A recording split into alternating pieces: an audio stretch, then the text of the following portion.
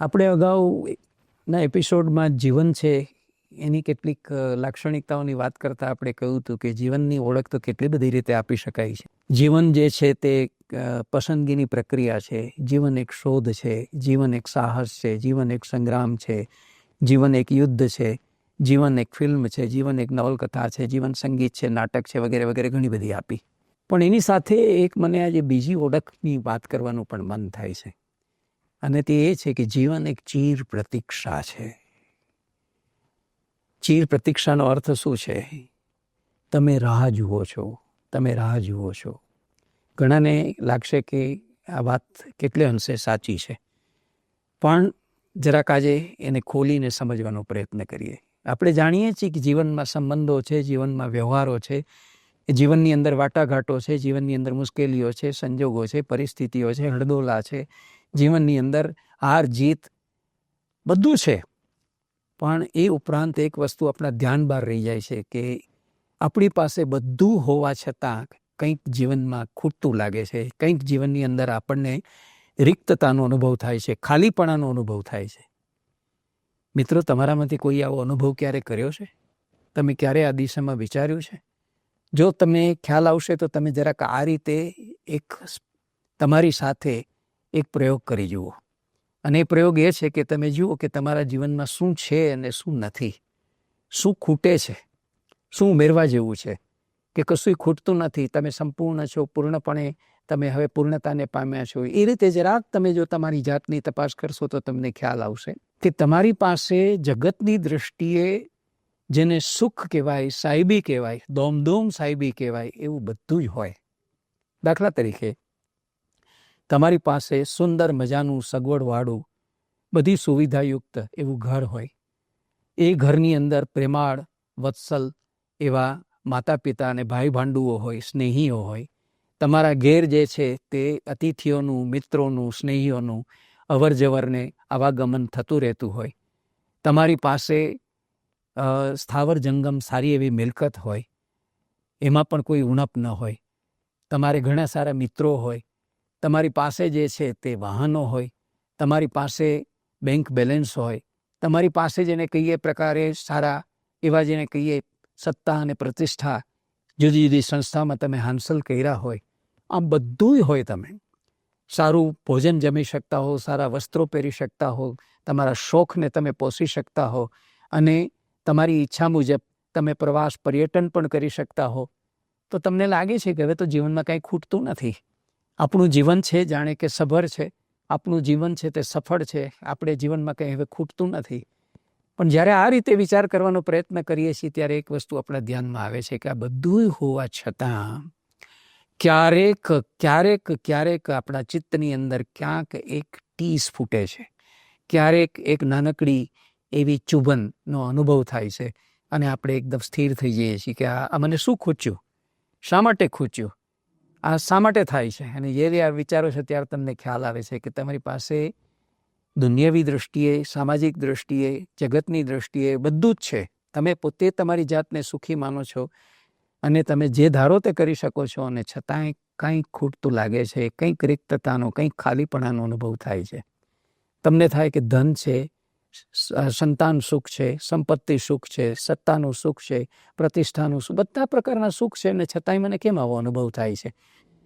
ત્યારે તમને બહુ જ વિશ્લેષણ કરો છો ત્યારે તમને ખ્યાલ આવે છે કે એક પ્રતીક્ષા તમે કોકની કર્યા કરો છો. આ બધું હોવા છતાં હજી કોકની તમારામાં ઝંખના પડી છે.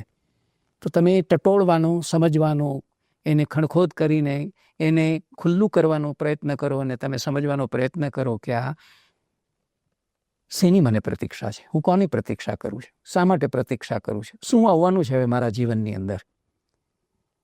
ત્યારે જે લોકો સભાન થઈ જાય છે, સચેત થઈ જાય છે ને, તેને આ પ્રશ્ન મનની અંદર જાગે છે.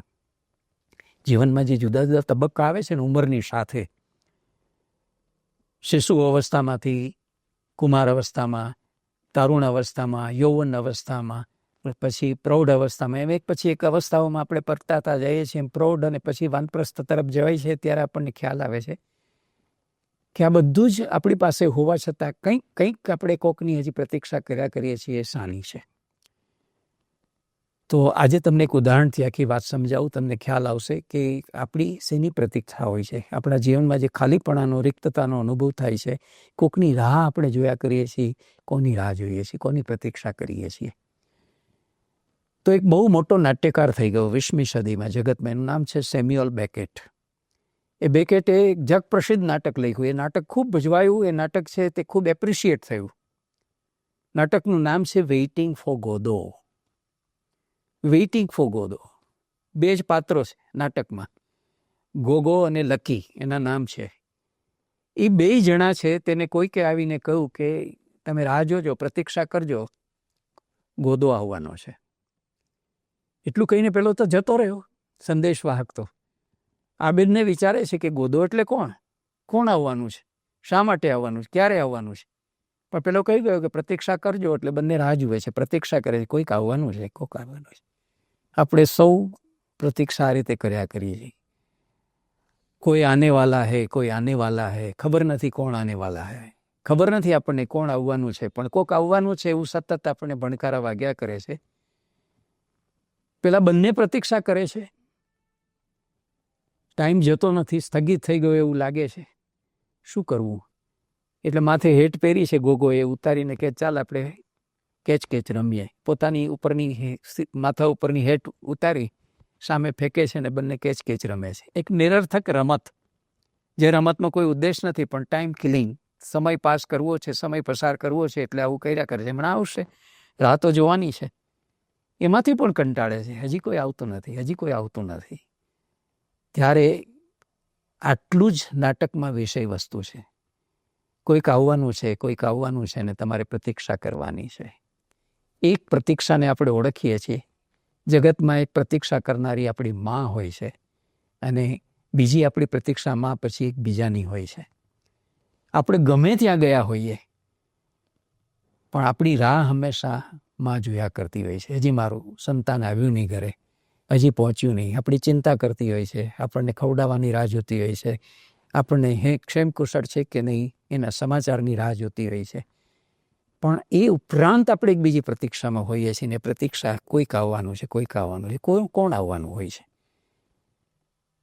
તો કહે છે વેઇટિંગ ફોર ગોદો. ગોદો એટલે કોણ? ગોડ. ગોડ એટલે શું? ઈશ્વર, ભગવાનની પ્રતીક્ષા આપણે કરીએ છીએ. ભગવાન આપણા જીવનમાં આવવાના છે. લેખક નામ પાડીને કહેતો નથી, પણ આપણને સમજાય છે. જેનાથી આપણે વિખૂટા પડ્યા છીએ તેની ચીર પ્રતીક્ષામાં આપણે જીવી રહ્યા છીએ. તો પ્રશ્ન એ થાય છે કે આપણે શેનાથી વિખૂટા પડ્યા છીએ? આ જગતમાં આપણે આવ્યા ત્યારે આપણે શાનાથી વિખૂટા પડ્યા છીએ? વિખૂટા આપણે જે પડ્યા છીએ આપણા મૂળ તત્વથી, અને એ મૂળ તત્વ જે આપણું છે તેની સાથે ફરીથી જોડાવાની, તેની સાથે ફરીથી સંજોગ સાધવાની, તેની સાથે ફરીથી યોગ સાધવાની, ફરીથી મિલન કરવાની આપણી તીવ્ર ઝંખના હોય છે, જેને સારા શબ્દોમાં ગુજરાતી ભાષામાં કહેવાય છે અનુસંધિત્સા, ફરી જોડાવાની ઈચ્છા. એને માટેનો સારો શબ્દ છે ગુજરાતી ભાષામાં અનુસંધિત્સા. તો ફરીથી એની સાથે જોડાવાની આપણી ઈચ્છા હોય છે.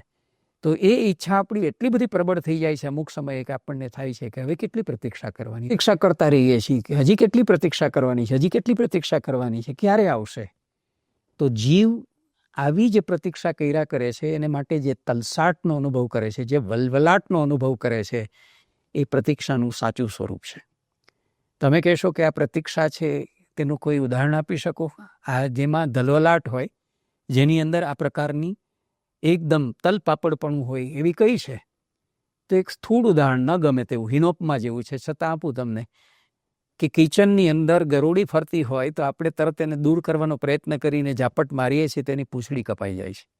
અને જ્યારે પૂંછડી કપાઈ જાય ત્યારે કપાયેલી પૂંછડી જે વલવલાટ અનુભવતી હોય છે, જે તલસાટ અનુભવતી હોય છે, એવો વલવલાટ કે એવો તલસાટ જ્યારે આપણે જે જેનાથી વિખૂટા પડ્યા છીએ એને માટે અનુભવીએ, ત્યારે આપણી સાચી પ્રતીક્ષા કહેવાય. અને ત્યારે કોઈક આવતું હોય છે. એમને કોઈ આવતું નથી. આપણું મૂળ રૂપ એની સાથે આપણે સાયુજ્ય સાધવું હોય તો એ ત્યારે આવે છે કે આવો ધલવલાટ આપણે અનુભવીએ. મીરાએ એટલે તો ગાયું હતું. મીરા કહે છે કાગા ચુન ચુન ખાઈયો માંસ, દો નહીં ના મત ખાઈયો જીન પિય મિલન કી આસ.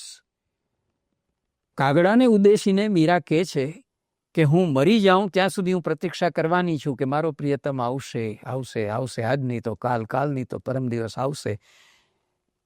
હું જીવું છું ત્યાં સુધી ના આવે ને મારું મૃત્યુ થઈ જાય તો તને છૂટ છે. મારા શરીરના અંગે અંગની અંદર રહેલા લોહીના બુંદ બુંદ માંસના ટુકડે ટુકડા છે તું ચૂગી ચૂગીને ખાઈ જજે, પણ મારી બે આંખને, મારા બે નેત્રોને તું અડતો નહીં. એટલા માટે કે જ્યારે મારો પ્રિયતમ મને મળવા માટે આવે ત્યારે એની પ્રતીક્ષામાં પથરાયેલી મારી જે બે આંખો છે તે ઉપસ્થિત હોવી જોઈએ. એની પ્રતીક્ષા છે, આટલી તીવ્રતાથી કરી રહી છે, એ તીવ્રતાનો ખ્યાલ એને આવવો જોઈએ અને એને ખાતરી થવી જોઈએ કે મેં સાચા અર્થમાં પ્રતીક્ષા કરી છે. આવી જ્યારે પ્રતીક્ષા આપણે કરીએ છીએ આવા દલવલાટથી, સુંદરમે એક 1.5 પંક્તિના કાવ્યમાં આ વાત જરા જુદી રીતે વ્યક્ત કરી હતી. એ કહે છે, તને મેં ઝંખી છે યુગોથી દીખેલા પ્રખર શહરાની તરસથી. જો આ દખના કેટલી મોટી કહેવાય. રણની તરસની વાત કરે છે. રણ તો કેટલું પ્યાસું ને તરસ્યું હોય છે, પણ આ જેવું તેવું રણ નહીં, સહરાનું પ્રખ્યાત રણ, અને એ પણ પાછું કેવું, યુગોથી દીખેલું, યુગોથી જે તપેલું અને દીખેલું હોય એવું સહરાનું રણ. એની પ્યાસ, એની તરસ એ કેટલી બધી તીવ્ર હોય, કેટલી ઉગ્ર હોય. એવી તીવ્ર પ્યાસથી, એવી ઉગ્ર, એવી તરસથી મેં તને ઝંખી છે. આને ઝંખના ન કહેવાય મિત્રો, આને દખના કહેવાય. આવી દખના જ્યારે આપણા જીવનની અંદર આવે છે ત્યારે આપણી પ્રતીક્ષાનો અંત આવે છે, અને ત્યારે મીરા કહે છે તેમ આપણને સંભળાય છે, હરિયાવન કી આવાજ.